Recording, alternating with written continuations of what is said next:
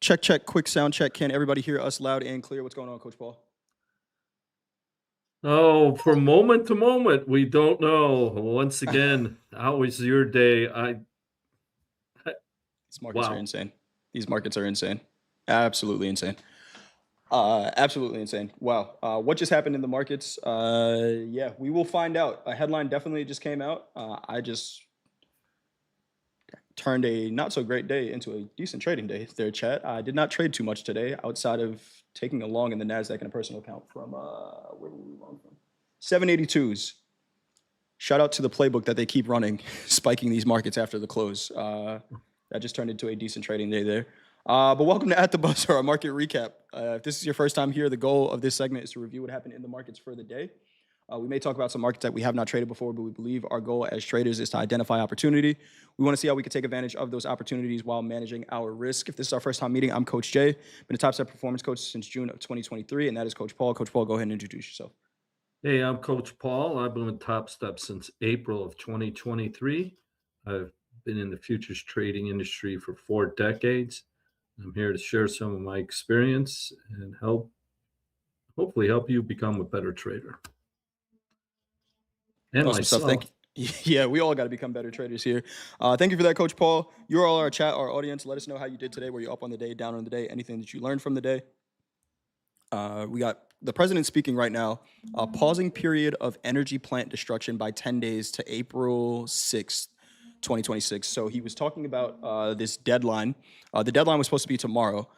Pausing period of energy plant destruction by 10 days. So it looks like we are pushing that out just a little bit, pushing that deadline out. And of course, that is going to affect the markets. Crude oil was just up 4% on the day, back down 2% from the highs, 3% from the highs. Crude oil is continuing to sell off here. We see the equities rally. We are seeing this playbook play out in real time, everybody. It is day to day, whatever you want to call it. This is the environment that we're in right now. It's kind of insane to see, but if we're going to operate in the markets, we got to figure out how to navigate it if we're going to do it at all. So let's get into the news here. As far as numbers goes, we did have jobless claims come out this morning, pretty much in line with expectations. I thought that was very interesting. Hit it right on the forecast, 210,000. Forecast was 210. I think everybody's focused on much other things than some of these planned numbers. Continued jobless claims came in at 1.819 million. Forecast was 1.84 mil. Of course, Coach Paul, the unplanned news or planned news, depending on who you speak to, is what's really moving these markets around. You know, everything we're hearing about peace deals and the rejection of peace deals and everything like that. This is the environment that we're in. Anything you got on the news, Coach Paul? There was a lot of headlines come out today. Well, we just got it. That's just Yeah. It goes from the latest headline to the latest headline. So dare I say taco? No, I'm not going there. Yeah. I shouldn't be speechless because this is a pattern. Oh, absolutely. If I wanted to make the best of a proclamation, I would do it right at the close. Why? It's the thinnest. You'll get the biggest price reaction. Absolutely. And sometimes then I look at this, well, why can't we trade after 3 o'clock? Might There's be your literally no answer. volume. Yeah, there's no volume there. Yeah. I wouldn't be surprised if we turn around and make new lows, to tell you the truth. I'm not calling it, but it wouldn't surprise me in the least. Not at all. And we were just talking about that in the green room, Coach Paul. We could just get right into it. This might be an extended version of At the Buzzer today. But I'll ask the question before we get into the charts. Does this remind anybody else yet of 2025? We've been saying it for a while. Blaming a man for your failed trades is laughable. What do you mean? Who failed to trade? I didn't fail a trade there. I'm thanking him for that trade. That was a trade saved my day right there. But we were talking about this, Coach Paul. It reminds me a lot of 2025. Different catalyst, of course. We had tariffs in 2025 where that brought the markets down, put some heavy sell pressure on the early part of the year in the markets. And then it was back and forth between we have a trade deal, we don't have a trade deal. And, you know, people get very caught up in, oh, this is a political thing. It's not. Us as traders, we have to be impartial to everything, to literally everything, because whatever happens, the markets are going to move, and that's how we make our money. So if I'm looking at this impartially, there are comments that come out that can move the markets in either direction. And we're seeing that happen in real time. And I think our job is, like we say all the time, identify opportunity and see how we can take advantage of those opportunities. Uh, and that's kind of what's happening here. Taking a look at the quote board, we got 36 different markets we can trade with Topstep. And today, to the downside, we have micro Ethereum down 4.8%, platinum down 5.56%, and silver down 5.9%. To the upside, we had RBOB gasoline futures up 2.43%. Crude oil is all over the place right now. Crude is up 2.8% on the day. Right before that headline came out, we were up 4.5%. We can see the knee-jerk reaction in crude. We shot down 5%, and it's already back up. So like you said, Coach Paul, and we were talking in the green room, I think, you know, I wish the chat could hear our conversation in the green room right before we got on here, because we were both saying there's likely going to be a headline that comes out that tries to pump this market up. I think you have to do that. The question is, does the market care on a longer time frame, right? Are these moves going to be sustainable? And I think what we've been seeing is that that's not the case. Each one of these rallies gets sold off for now, but we will see. And then heating oil up 4.95% to match for our biggest percentage mover to the upside. We just mentioned, to talk about our big four. Crude oil up 2.8%, S&P down 1.39%, gold down 3.5%, and the NASDAQ down 2.02% on the day. Anything you want to comment on, Coach Paul, about that? You know, just the headlines we see coming out, or should we just get right into the markets? Let's just get right. We've said what we said. And Yeah. let's review the markets. Let's do it. The headline again, if you just missed it, new deadline is per the Iranian government's request. Trump is pausing the period of energy plant destruction by 10 days. So the deadline that we had was supposed to be tomorrow. It was a 5-day deadline initially. He did say earlier in the day that he wasn't really sure if he was going to extend that deadline. And then after the close today, we're seeing that that deadline is extended until April 6th. He said that was requested by the Iranian government, and talks are ongoing and going very well. So markets move around on any of these headlines. Interesting timing of them, but these are this is the environment that we're in right now. Let's take a look. Go ahead, Coach. It goes from news, random news to random news. Yep. I mean, so that's why, once again, you can only pick your trades, plan them, frame them out, have the risk before you enter the market. Another thing, check your deck. Someone just mentioned in the chat, oh, I'm glad I checked my order book. You could, if you left the orders in there. Oh, yeah. This can be very costly. Matter of fact, now that you said that, Coach Paul, let me hit the flat. Let me hit the flat and all button a couple of times, because I was just in a trade. So let me. Okay, we're good. Sorry about that. Yeah. Oh no. It was whoever put that out there. Thank you. It's so true. As when I was a floor broker, those kind of moves, something random in the deck that you didn't take care of, that shouldn't have been in there, was a costly mistake. Maybe 2 times out of 10, it would go your way. But it's still a mistake. Is a mistake. Is double check. As we've just seen, anything can happen in any moment and will. So, absolutely. Lesson learned. Well, let's begin. Let's begin. So NASDAQ on a daily. What are we seeing here? We went to the low of the move, almost to the tick, before some news event came out, changed it. But it's still a down day. It's a selling day.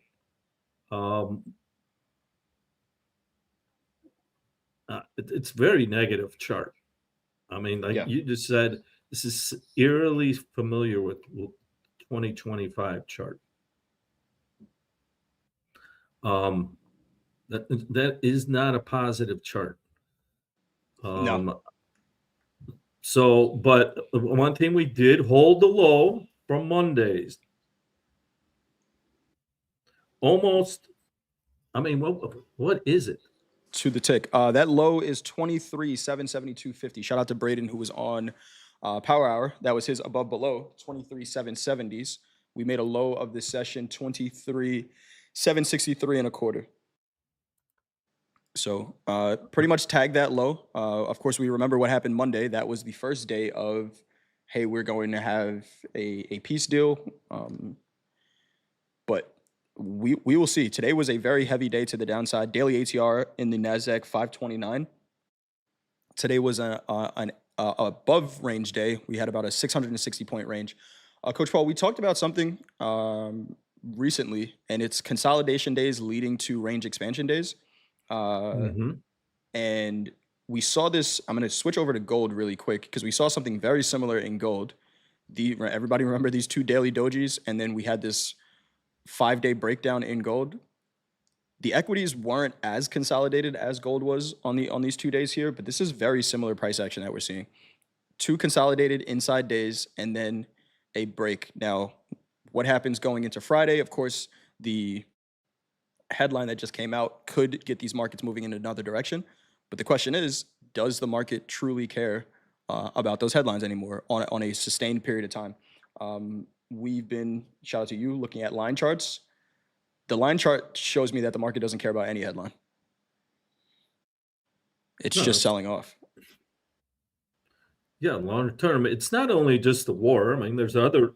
Right. By the way, there's other concerns. Correct.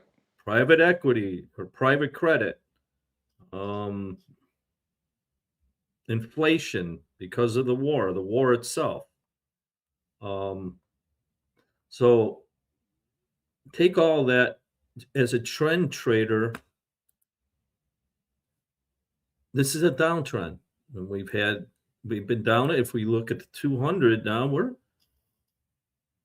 how far away? I mean, we're getting farther and farther away from the 200 because it's We're still about 5% off of it right now. 5. Yeah, and how far are we from the high of? We're definitely in correction territory. Yep. At this point, we are 11% off the all-time high in the NASDAQ futures. So, yeah, this is 20% off is It's a long way away. it's a long way away until it isn't. Uh, Right. but yeah, we will see. Yeah. Bottom line, it's a downtrend. Yep. And let's go into the day. Well, let's go into the half Yeah. hour of the day. Take a look at the half-hour chart here on the NASDAQ. Here is last night's open with a VWAP attached to it. Took a little while. I was doing slow markets with Dakota last night. We were talking about, traders were talking about, do you see anything in the NASDAQ? Is it really giving us a direction? And when you zoom into the overnight session, it wasn't really giving us too much. I think we had to decide what we were going to do with that 200 moving average. Price left this range on both sides, but volume never did until the London session started to come in, and that's really where the selling began. What are you seeing on this 30 here, Coach Paul? Well, I have one of the other thing is I had a pivot of 24,398. Let's just call that 24,400. And like you say, that is a big round number. Yep. And if we look at that and we get a line, we just wicked above that with VWAP underneath. So a confluence of a pivot, a round number, and the 200 moving average. Mm-hmm. Well, for that to continue and go through, you would need what? Buying volume. Correct. And VWAP did not reflect that. And because that we attach that to the opening, it's the same thing. It's session VWAP. Yep. One other thing is we could attach an anchored VWAP to Let's just put it to the 200 moving average when it first closed above. That one. All right. And it went back and tested it again. And let's anchor another. What I'm trying to show is we need to have volume, buying volume. What did we get? Failed buying Yep. or selling on the rally.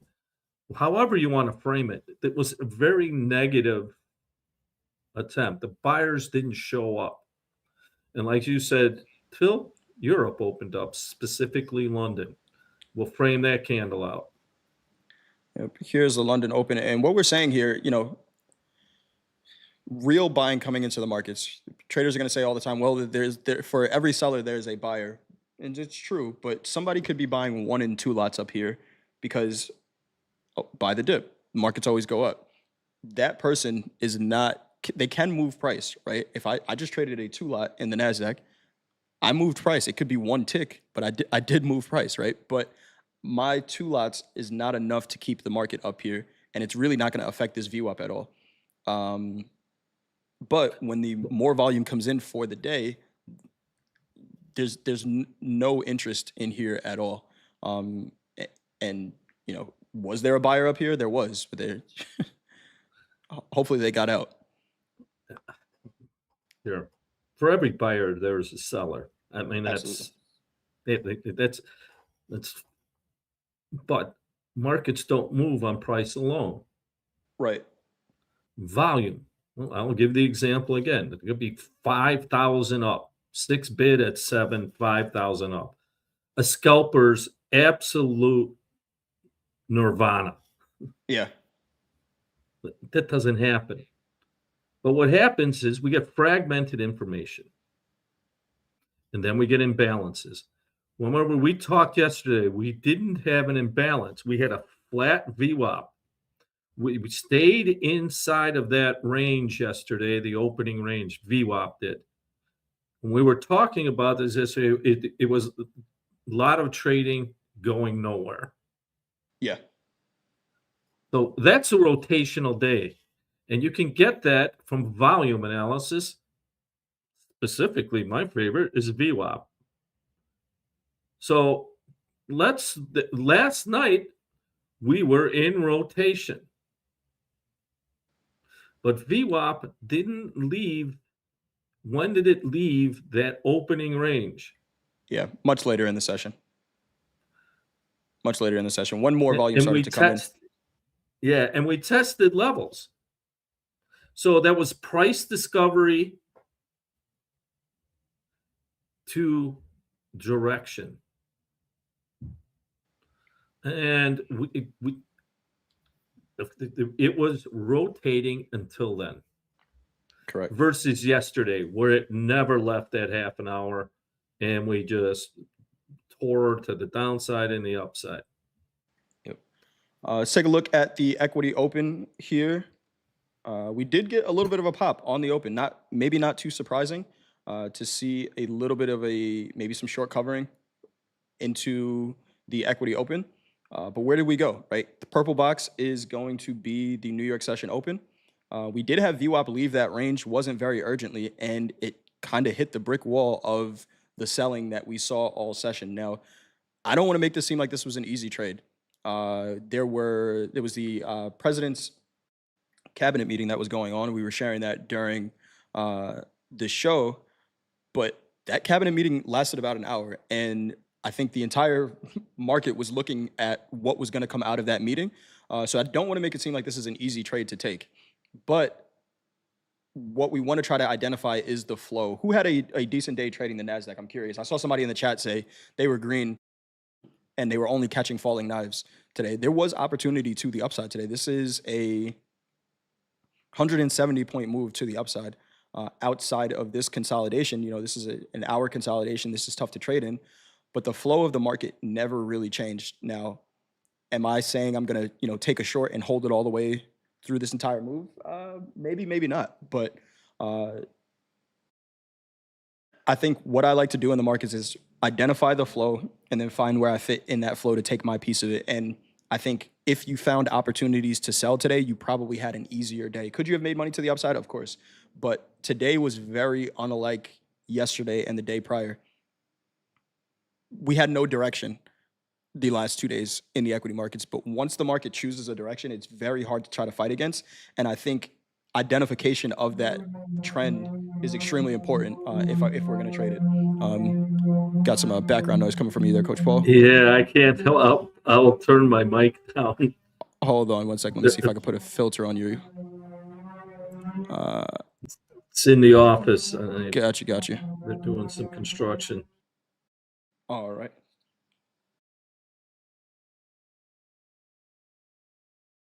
Planes incoming.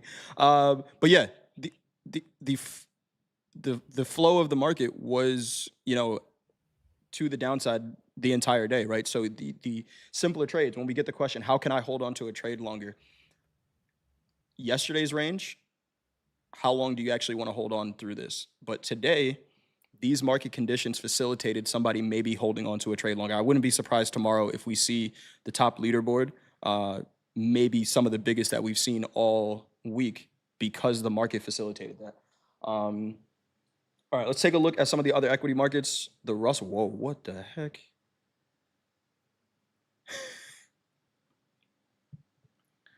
The Russell's kind of wild. It can be. It can be.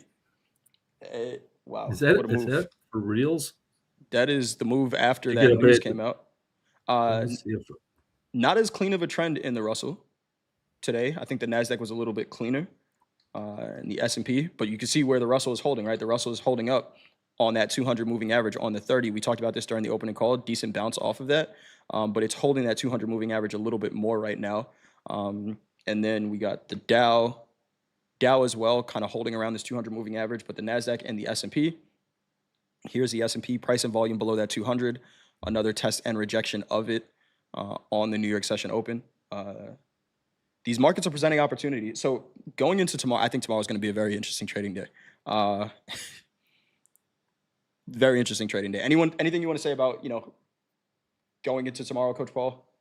Yeah, because this time for sure it's Friday. Mm-hmm. And I like my confusion yesterday. Yeah, it's Friday going into a war weekend. I'll call it the war weekend where anything can happen. Not be projected. In other words, how much risk do you want to take? Do you want to take it owning stocks and something tragic happens? Yeah. So my first feeling is that whatever it opens tonight, I think we could have another balanced day.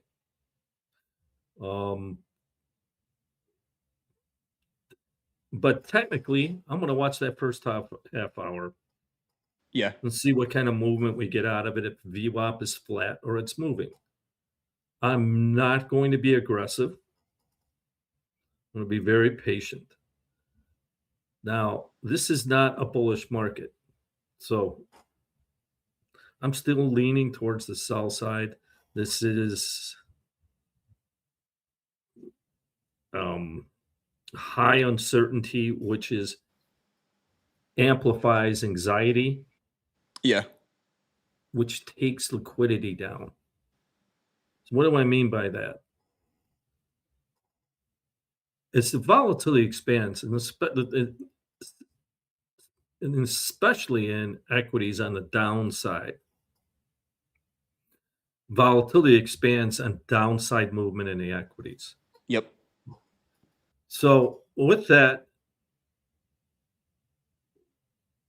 you really have to pay attention to your sizing.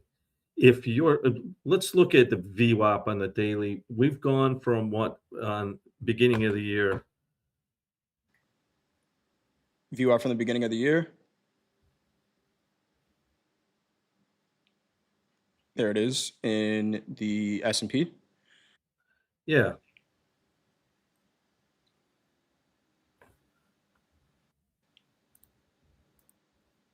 Good there, Coach Paul?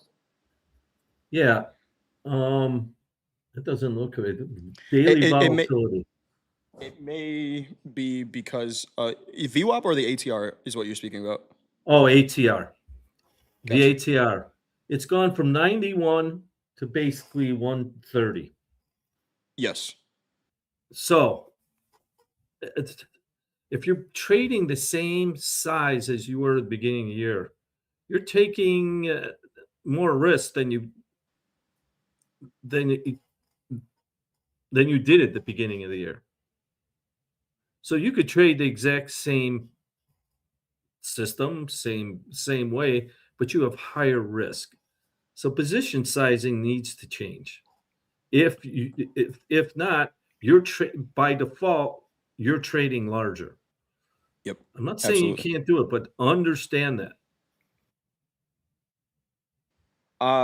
The daily ATR is right around where it was last year at this time, as we saw the volatility start to increase. So it's at 120s right now. In the S&P, it spiked all the way up to about 220.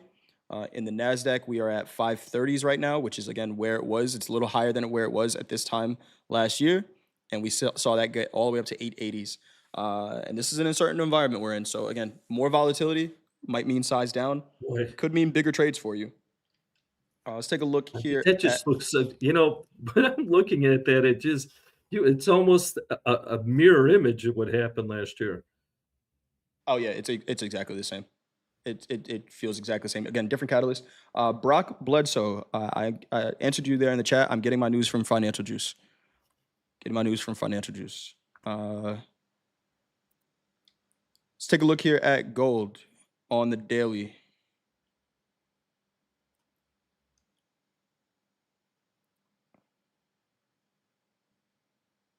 What are you seeing here on the daily, Coach Paul? Okay, we had a break. Um, Still holding that wick from the 200 moving average. A little bit of correction, but by the dip. But the market here is holding the correction from the 200, still above the 200. Looking at trading both sides of the market. The gold was a pretty wild market today, Yes, it but was. it's acting like a stock. I had the gold, the crude, S&P, and NASDAQ up at one time. And it was almost like for every tick the crude went up, the others went down. And gold, pretty much all day from what I was watching was the first mover. I don't know if that was just a today thing, but it looked like if you watch in the middle of the day, gold went and then the equities followed. But really, really volatile market. We are holding that high. We talked about this high. If we close above this high, then we get a J trade on the daily. That high is 45.3710. We looked above it yesterday, closed inside. We looked above it again last night, closed inside this range again as well. Taking a look at the 30-minute chart here. Really nice trend in gold. Like you said, looks very similar to the equity charts, back below the 200 moving average on the 30-minute. This is almost identical to the equity charts. Yeah. And we had, because I had them up and it was like they were moving in tandem. Gold and S&P mostly that I was watching. And we made, once again, VWAP inside the range, rotating until London opened. Yeah. So London opens, starts the selling, and that was the trend for the rest of the day. We did come back. Honestly, this looks exactly like the equity charts. We came back up. We took a look at the 200 moving average again. Price trades above, no volume above. This is a beautiful structure of a trending market. And I think a lot of traders needed this type of day. I saw a bunch of people, struggling over the last couple of days with, the back and forth action. It was still very volatile, but again, started to find some direction in these markets. We will see what happens with gold trading above 4,400s right now. Of course, responded to that headline that just came out as well. Very similar market to the equities, and on a daily, we are right back to that March 23rd candle. Does this 50% area hold now? 43.17s. Gold is pretty volatile, and on a higher time frame, we pull up that line chart. It's another one that bear market rallies are very sharp moves, but Hogue mentioned the price before he left, 3,500s. That's in the back of my mind. I'm questioning whether or not this is the only test of the 200 moving average we get on the daily, but I don't have to trade that way. I just trade what's in front of me. Anything else you got on gold, Coach Paul? That's it. That is it. Let's take a look at, of course, the market that is running all of this right now. Crude oil. Crude oil prices, seems like as crude goes, everything else goes the opposite direction. What are you seeing here on crude in the daily? When we talked yesterday, we had the break. We held the 200, got above yesterday's high, retained that value, and still marching higher. Now, when we look on the daily, it looks a lot more restrained than we did on the 30-minute. But this is still a bull market. And what do I mean by that? Don't get caught in the hole. Yeah. So in other words, selling, it's getting caught on the lows of the day can be very dangerous in an uptrending market. It can be very violent. And we saw that today. Yes, So we did. still intact, but in correction. I think what's really interesting, and we got who just missed it? Woodshed Williams just said, "What was the news? The president is delaying the attacks in Iran for another 10 days. Deadline was tomorrow. He pushed it out to April 6th. April 6th wasn't April 9th the low of the tariff move? It was. I believe It it was. was. Yeah, April 9th was you better buy stocks day. And everybody remembers that day. So very similar pattern here. But I think what's really interesting, and Dolby mentioned this the other day, that, this war is being fought by a couple of different, countries. The president delaying, we saw what Israel was saying yesterday, where it was, hey, if we see a potential ceasefire coming, then we may want to take out as many weapons as possible. So I'm very curious to see how this continues to play out, how it affects the markets, how it affects the crude oil market. Like you said, Coach Paul, I think with trading crude, the way I'm seeing it is trade the momentum and maybe stay out of the way otherwise, because something like this can happen really at any time. Beautiful trend in crude yesterday. So we talked about this yesterday and really all week, but this March 23rd candle, that's been the range for the week. We have not left this candle since we printed it. And if we look at last night's open, which is right here, what we talked about yesterday after the close was, do we hold above this little intermediate candle that was right after the close on Tuesday? Do we hold above that? We were trading up at those highs. And then what happens at the 50% mark of this major sell-off? Do we get volume to trade back above this high and into, the upper extreme of this candle, which we really haven't printed? And that's exactly what we got in the overnight session. Volume started to leave that range to the upside eventually, right? We did take a look below the range. Volume didn't go with it. Basically an inverse chart of the equities. But once that London session started to come in, they're buying oil back above the 200 moving average, back above this 50% level, 91.61. And this is a really nice trend. This looks like a small move maybe to some of us, but that is it's a $5 move in oil. What are you seeing here on the 30-minute, Coach Paul? Oh, two things. I want you to put the pivot level of 89.50. 89.50, 89.50. There you go. 89.49. I owe you a penny. Okay. Well, I'm not starting till you give it to me. All right. Now, last night, once again, when we were opened above the pivot from that late rally. We handed it off. We opened up. VWAP stayed in the range for a few hours, but it starts creeping up, gets above the 200. All right. I think that was London Open. We had Mhm. continuation. In the meantime, this is almost what was the correlation between the Dow and crude? Like 95% Yeah, it's pretty inversely correlated. I negative. could take a look. Yeah, negative. Yeah. It's the strongest inverse correlation that we see between the equities and oil. Over the last 30 days, the Dow and crude oil are negative 96% inversely correlated. So Okay. it's almost like the dollar and the euro. We could Yeah. pull up a. Yeah, I'm curious. Go ahead, keep going, Coach Paul. I'm gonna All maybe right. add a So down we chart. do London. We continue higher through the once again the holding through the 200 moving average, where we have a break in New York after the New York Open. By the way, the second level of resistance was 94.77, right around those highs where we found balance. 94.77s. 94.77.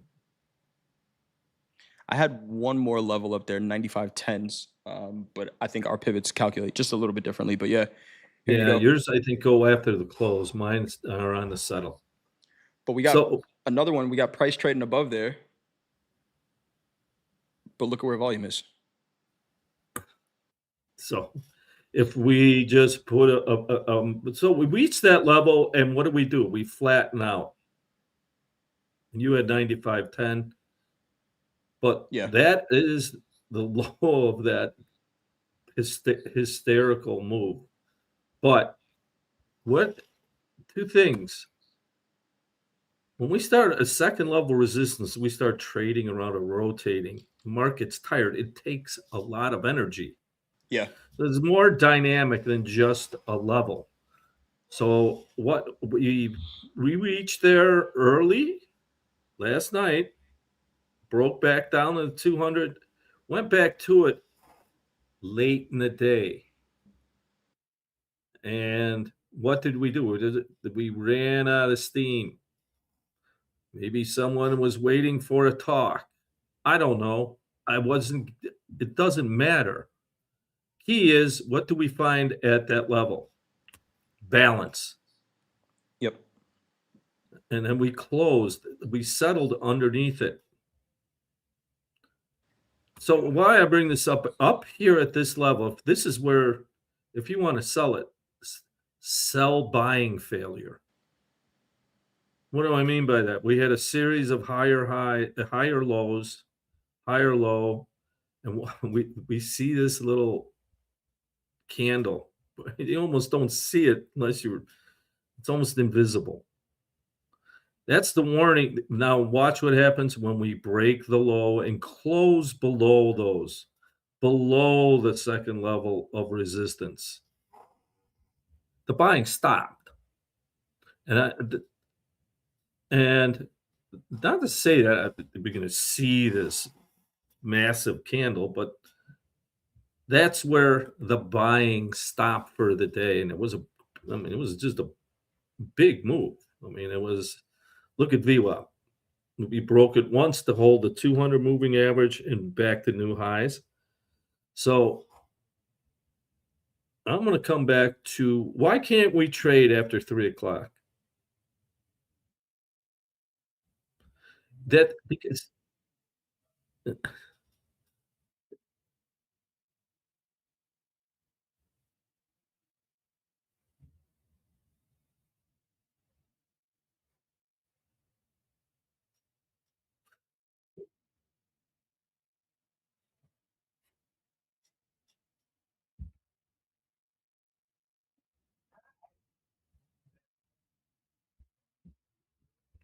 Oh, I'm talking on mute. Uh, I this is could the hear. third. Yeah, I was muted in the in the Uh, box. There was a $5 move after the close, right? So why can't we trade? Because it's extreme volatility. The order books close. The now $5.01. I got to give Coach Paul that penny and now pay a mute fee as well. But we're gonna see these markets move. But why can this volume that we saw after the close? If you didn't know that was after the close, that just looks like a regular volume candle. But price is able to move so much. This is just showing you how thin this order book is. Price is able to move so much because there's literally no one else on the order book, but that volume is going to trade, so it has to go somewhere. These algos are catching on to headlines. They have to do something. You don't want to be in the middle of that. And Luke says, who can't? Yeah, if you're trading with a Topstep account, your trades need to be closed by 4:10 Eastern time. If you want to take the risk in a personal account, by all means, do it. Like I just said, I closed out a NASDAQ trade on that as well, but I'm accepting the risk of doing that. And if that trade, the trade didn't even get out where I wanted to get out. It tagged my stop, and I had a stop in the NASDAQ right at VWAP. That's what I was looking for. You think I got VWAP? No. You know who got VWAP? The market participant that creates VWAP. They filled me, and again, it came up, touched the order, and I got filled somewhere 60 points below that. So, you know, we get enough of, oh, I didn't get a good fill and all these other things. You don't want to. It's a lot of risk. It's a lot of risk. And like you said, those are the rules by Right. the funding agent. Yeah. If you're gonna trade with my money, if you're gonna live under my house, you're gonna live by my rules. There you go, Dad. I couldn't have said that any better. It's the house rules. You got to play by the house rules. And there's a reason for it. I accept this. They wouldn't do it if there was a positive to doing it. Yep. So let's move on from that. Let's move on. Oil, gold back down. Gold selling right back off. So again, is this move going to sustain? Look at oil. Look at oil. It gave it all right back right away. So does the market really care about this? What can we do going into tomorrow? The same thing we did the last time we got one of these candles, which was 2 days ago. Everybody remember? 2 days ago, we got this candle. What do? We framed it out. This was started at 4:15 Eastern time. 4:15 Eastern time.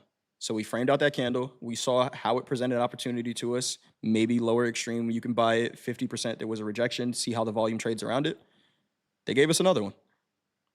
I would not be surprised to see crude oil trade in this range the entire day tomorrow, unless we get another headline to get us out of this. So when the session opens up, when we trade up, if we trade up near 94.50s, is there volume trading up there, or is this another opportunity to fade back into the extreme of the range?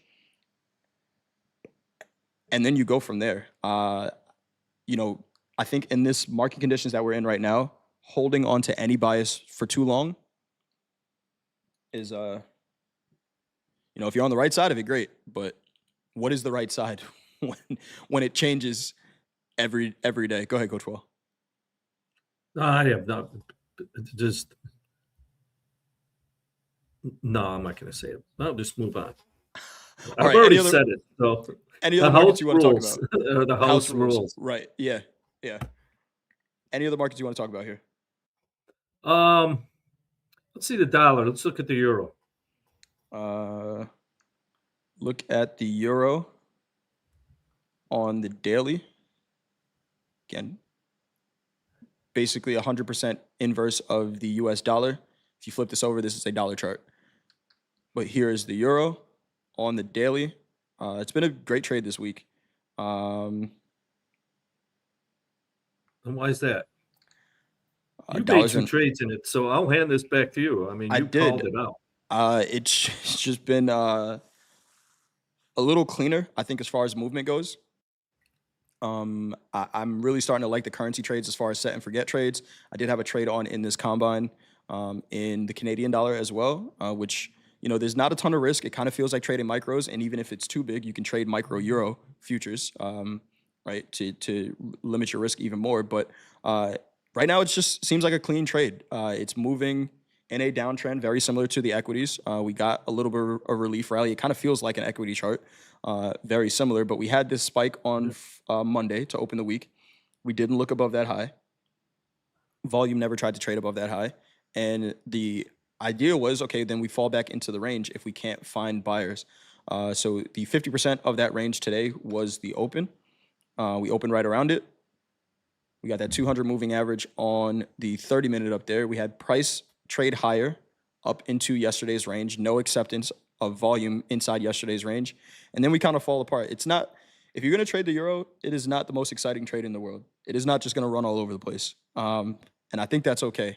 But what we do see is structure to trade against. And that's really what I am looking for in any market that I trade, right? Structure to trade against. We open up the session at 6 p.m. Eastern time every day. Here's yesterday's.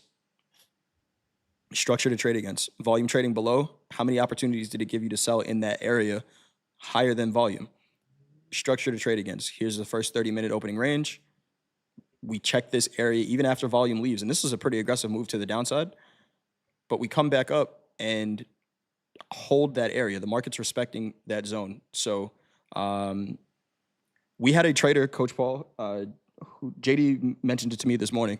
A trader this week in a live account made 28 grand trading the British pound and the euro. Live funded trader, 28 grand trading the British pound and the euro. You would never expect that. But it's presenting great opportunities right now. It just goes to the case. It doesn't, if you know how to trade and you have a solid trading plan with, at the top of that, risk management or position sizing that fits your account, you make money anywhere. Yep. I mean, why would you? Let's look at the Canadian. Is that the Canadian? This is a Canadian dollar. That was non-random. No. And correct me if I'm wrong, Coach Paul, but the Canadian dollar is strongly correlated with gold. Is that correct? Gold, natural resource, Australian dollar too, or it's a commodity currency, as they call it.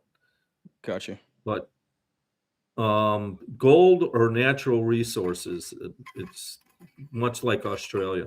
I'm seeing over the last 30 days a 61% positive correlation with gold and a negative 50% correlation with crude oil. So somewhat tied to it.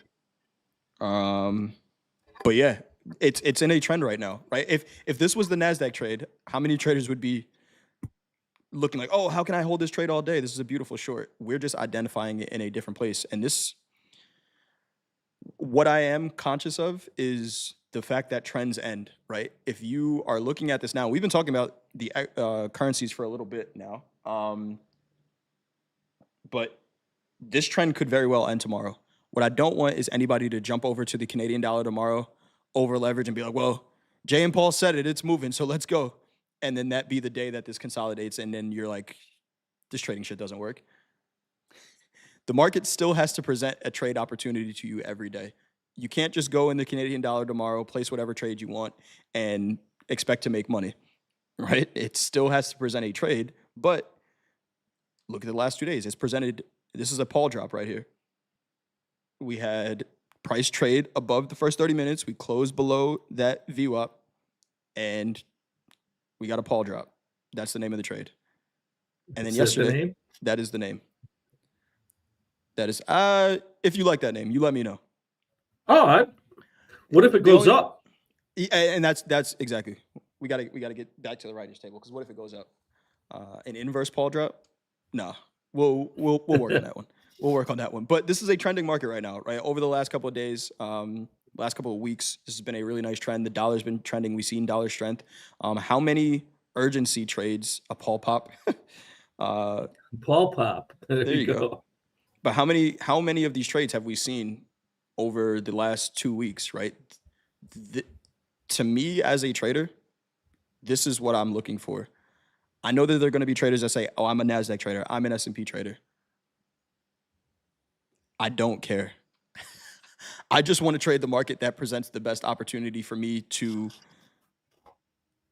do this, right? And identify these trends. And am I going to default to the equities every day?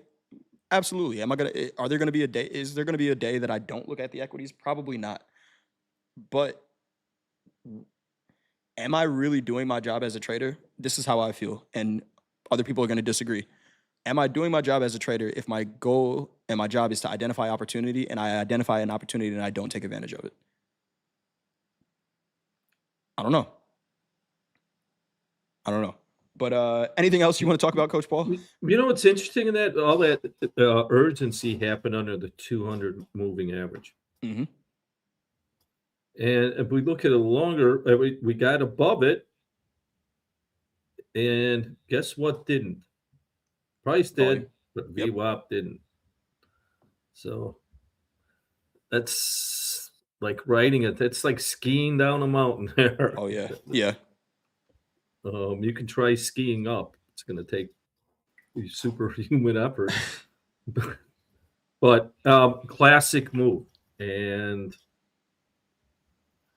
I mean, what was the correlation to Canadian dollar and gold? 60%, positive 60%. All right. Positive It kind of 60%. reminds me of the gold chart a little. Looks very similar. Looks very similar to the gold chart, right? That very aggressive sell-off that we had in gold. Now we're getting down to prices that, we're getting down to low of the year here, which would mean highs of the year in the dollar if we're looking at the euro, right? The euro's pretty close to lows of the year. And again, this is the most inversely correlated with the dollar. We're getting close, right? We're seeing dollar strength with all of this stuff going on. It's affecting prices really across the board. But again, there are different markets to trade. Do we expect you to trade all 36 of them? No. I don't know the last time we talked about the Nikkei, which has been trending pretty well as well, to the downside from these highs, but it's another equity market, right? But multiple markets to trade. Any others that you want to mention, Coach Paul? Or we wrap it up there? Oh, one last look at Bitcoin. Did it do something today? Yeah, it broke pretty hard. Let's look at the half. Oh, yeah, look at that. We're still in the J trade, possible J trade. It hasn't. We can't call it a J trade until it closes above. Really breaks it. Yeah. Did it close above? We did technically get a candle close above, but no volume there. Yeah. Okay, we did take a small loss. Yeah. But let's look at the half hour. Starting last night. That's a beautiful trade right there. Now we had urgency on the buy side, which you can take the buy. I mean, but and so we have the urgency, but immediately we go sideways. We hold that candle. This might be a Paul drop. It is. And yes, it is. It is. And a large break from there. And then after we dropped under VWAP, we never even touched it. No. Nope. I think what I really like about this trade, because I've been seeing it and playing around with the idea of taking it on multiple time frames, the invalidation point goes above this candle. Yeah. That's the confirmation, right? So you could really sell anywhere in here. Invalidation of this trade is above this high. Now you had to wait. It looks easy. Oh yeah, you sell it up here, you buy it back down here. This was 21 hours of price action in Bitcoin, but maybe another set and forget opportunity. We will see. It's a prove it to me trade. We used to call it. Okay. What is the risk? How much? By the way, let's measure that on dollars, because Bitcoin, I just am surprised more people don't trade it, especially in profit counts. Yeah, this is $420. I don't know what that is as far as 420 points is like $200. That sounds affordable to me. And so when you say set it and forget it, if you see something like that, you have conviction or you have shown that it works because of the structure. Mm-hmm. If that's on your risk budget, 200, it's a setup. What do you put the stop? I'll go 2 to 1. So yeah, I don't. Or the race is on close above VWAP if you have the guts to do it. But Right. if you're sitting there watching every tick, You can't. no. You can drive That's yourself like crazy. if you ever grown crops or specific have a garden. So I love tomato. I haven't gardened in 10 years, but it's like planting a seed and watching the whole time. Come on, come on, come on. Come on. Oh, look, Cheering it's it on. breaking. You're going to drive, you're going to lose patience. Yeah. And I'm not suggesting you have to trade like that, but if you think about it, that's what's the larger trader or user of the market is doing. Yep. Here's an example of one of these set and forget trades. Again, now is this the biggest trade in the world? This was a Canadian dollar, right? We identified that it's trending. Look at where I took this trade, and I took this during slow markets last night with Dakota, and just said, hey, you know what? I'm gonna see. This was an auto liquidator. The auto liquidator took care of this one, and I really didn't watch it Nice. all day. Again, it's just in a combine, but if there's a market that is going to do it, I don't know that I could put this trade on in the NASDAQ the way it's moving around right now. Maybe a micro NASDAQ for sure, but a bigger one, no. But the risk goes above the high, and you kind of just let it work. Is it always going to play out like this? No. But we identified an opportunity where this has been the trend for the last however many days. That trade would have worked the last, 4 out of 5 trading days. Sometimes you just got to put it on and let it work. And each day we got closes near the lows. There's more than just the equities. Anything else you want to say, Coach Paul, before we get out of here? Let me see if we got any questions in the chat also. Go ahead, Coach. Oh, just once again, plan your trade, trade your plan, be disciplined. Your destiny is discipline will bring you to your destiny. Undisciplined is broken dreams. Discipline, you can get to your dreams. It's so important. That's why I say it every day. I have to do it for myself, and I want to make sure everyone understands that. Awesome stuff. Good thing. Good. Thank you for that, Coach Paul. What's up to everyone in the chat? If you could do us a favor, hit that thumbs up button if you like what we are doing here. We did get one question from Yair that we could answer here. If I'm risking 175 on a mini and my take profit is $600, how would you size down? Should I do 5 micros and keeping it the same monetary risk? What would you recommend? Yair, if you're risking $175 on a, I don't know if you're talking about the NASDAQ or the S&P. Let's just assume the NASDAQ. You're risking 9 points. That's very tight risk in this environment. So your take profit is $600. The only thing I don't love about that, okay, and this is the NASDAQ, right? So risking $175 on the NASDAQ, Coach Paul, to make 600. The only thing you go first, Coach Paul. Oh, well, let me give this some thought. You're saying you're trading a mini? Yes. Mini NASDAQ. Risking And 175 to make 600. So, wow, that's only like 5 points. I think it's 8.5. Okay, 8.5. Okay, well, I'm going to do right now 1 minute chart Let's pull it in up. the NASDAQ.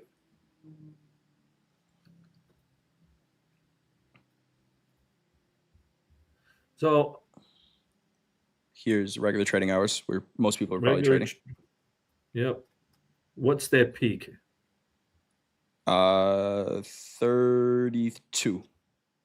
In a 1 minute, and you're risking 18, did I hear? 8 points. 8.5 points. 8 points. I'm not saying you can't, but you have to be pinpoint. And if you're making money at it, how long have you been? And then what is your biggest loss? Is it consistent? So if you're consistent on that, I don't know what you're looking for a return. So you're risking 8 points to make 600. Yeah. So 600 8 to make points. 30. Okay, 2.5, roughly 2.5%. But I'm just to be right off the bat, you can't get you're trading a mini outlet, and if it has been working for you, all right, I don't know, and for how long, but now with higher volatility, shave it down to at least I've started 5 micros for now. Yeah. Yeah, I think that was the question. So what I will say, as somebody who used to trade with a really tight stop, and every once in a while I still do, if it even halfway works for you, what I will say is that your trade location is probably so good at this point. If you actually gave your trades the room to work out, even if it even halfway works, that you can either stay break even, you're probably so good at identifying entries for trades because you have to be. Right? I can't just if I'm trading with a 8 point stop, I can't just be shooting from the hip in the markets. But what Coach Paul just looked at, right? That daily ATR, sorry, that 1 minute ATR, 32 points. You're gonna get stopped out of trades that somebody just bumped into their desk and actually accidentally hit the opposite side of you, and they market ordered 50 contracts and then got you stopped out. Right? Random wicks are gonna get you stopped out. Yeah. I guarantee you, if you tried to if you figured out how you could trade with a wider stop, Coach Paul's suggestion, 2 times the ATR on whatever time frame you trade, you'll probably see your trades work out so much better. Because again, your trade location has to be you've tried to figure out, and you're probably pretty close to figuring out how to sell this high tick up here out of necessity because I can't afford to be wrong. Now what you do is take that same trade location, widen out your stops, and lower your size, and you probably see a lot more success. Um, I recently passed my 100K last week. Took me 5 days. I'm at 1,700 this week. Started my XFA2. Good job. It's working. It's working out, right? But you're asking the question for a reason. If it took you 5 days to pass your XFA, great job. Pass your combine, great job. Continue that. And my only question is, if you get stopped out repeatedly and then the market confirms what you were looking for, what does the risk management look like on a day to day?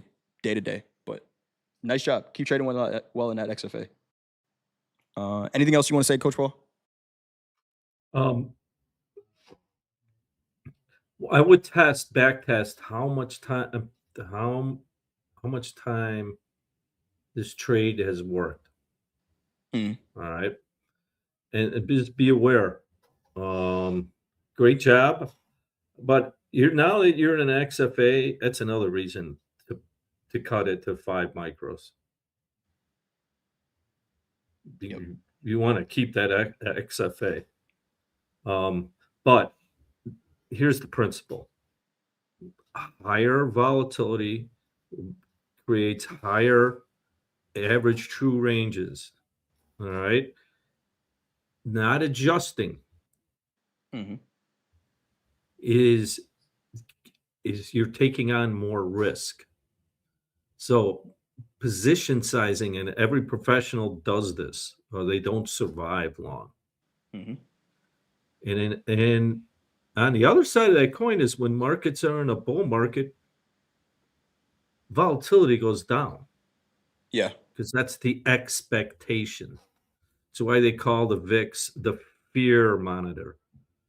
So adjust. The bottom line is adjust your size with volatility, especially at that level. So hope that works for you. It should over time. Key Yeah. word is time. Uh, Balaji in the chat, you've been here before. You've heard this suggestion. For micro NASDAQ, what would be an ideal risk to reward? I'll be honest, I don't love the question ideal risk to reward. That's going to change per person. But what I will say, I just put a trade on here, for example. Let's say somebody wanted to get a short here and they're not, you know, daredevil levels of accuracy like Yair, and don't sell it at this top tick up here. But let's say you saw the market slowing down. This is a 3 minute chart. Let's say you saw the market slowing down, uh, and you wanted to sell it up here. This is a 2 times the ATR stop on a 3-minute chart. The ATR on the 3-minute, you can see it, I think it's behind me. It's 38 points. So 2 times that value, we'll call it 40. So 2 times 40 is 80. An 80-point stop. Now, you might hear that and say, this guy's crazy. He's telling us to trade with 80-point stops. An 80-point stop allows the market to do what it's going to do, and then this trade turns out to be a 2-to-1. If you can figure out how to trade with a 2 ATR stop, and this is always going to be the suggestion, anybody who asks this question, what is the ideal risk to reward? I have to thank Coach Paul for this. There is no other answer. Figure out how to trade with a 2 ATR stop on your execution time frame, and then let your trades work. There is no other answer. But I do this. If you do that, I can't give you any advice on that. If you can figure out how to trade with a 2 ATR stop, then there is a lot of room. Dakota's been saying it all week. Scale down, wider stops. Scale down, wider stops. If you need something to base that wide stop on, okay, how wide? Do I just set my stop up here? Fine, this guy's telling me scale down, wider stops. I'm just going to trade with a 600-point stop. No, we're not asking you to do that. Coach Paul just said, based on the volatility in the market, the ATR helps you measure that volatility. 2 times that value. You still need decent trade location, right? You can't just sell it down here and say, oh, yeah, 2 ATR stop. Well, you sold the low of the market. What the hell do you expect? But with good trade location, if you get good trade location, allow the market to do its job. Too many of us are trying to control the market. We can't do that. I don't know anybody in here actually controlling the market with their accounts besides Richard Harris. I don't think so. So let the markets do its job. And I think that's it, Coach Paul. Wow. All right. So good session today. And that's but finally, position sizing, you could have the best trade plan system in the world. If you don't position size it, they could be too small too. Oh, yeah. I'm not saying it's either side of the coin, but if you don't do that, it's like having a faulty transmission in a car. Yeah. So understand that. Yep. All right. And that's it. Have a great evening. We'll talk again tomorrow. Remember, also, it's Friday. It is Friday. Keep that in top of mind. It is Friday. We got coaches doing classes in Discord after this. Coach Hoop at 6 p.m. Eastern time, then Coach Ray at 7, Coach Vince at 8. Dakota with slow markets tonight. I think he's running solo slow markets tonight at 8 p.m. We got Aaron with the London Open tomorrow, 2:30 Eastern time. No metal markets with D tomorrow. Tomorrow, like Coach Paul just said, is Friday. So D is going to be taking off for metal markets. We'll see you for the opening call. Coach Paul, good stuff as always. Yeah, you too. See you all tomorrow. Hit that thumbs up button if you haven't done so already. Bye. Ciao.